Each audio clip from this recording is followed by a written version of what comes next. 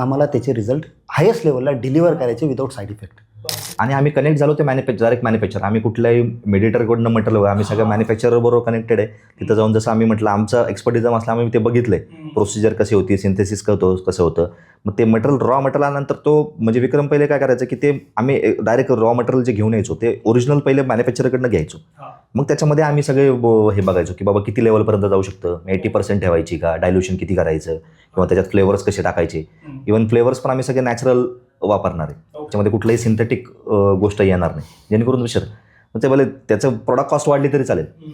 So आपल्याला हे नाही करायचं की आम्हाला 1,00,000च डब्बे आहे, आम्हाला 10,000च विकायचे. पण आम्ही ते चांगल्याच क्वालिटी. आमच्या ब्रँडचं विजन एकच आहे सर. आमच्या ब्रँडचा पाया एकच आहे. आमचा ब्रँड हा सायंटिफिकली फॉर्म्युलेटेड असेल, तो क्वालिटी आणि प्युरिटीनी पॅक असेल आणि आमचा एम एकच असेल की आम्हाला त्याचे रिझल्ट हायेस्ट लेवलला डिलिव्हर करायचे विदाऊट साईड इफेक्ट. याच्यासाठीच आम्ही काम करणार. We are the premiums. आम्हाला भारताचा नंबर 1 सप्लिमेंट क्वालिटी ब्रँड बनवा. क्वालिटी.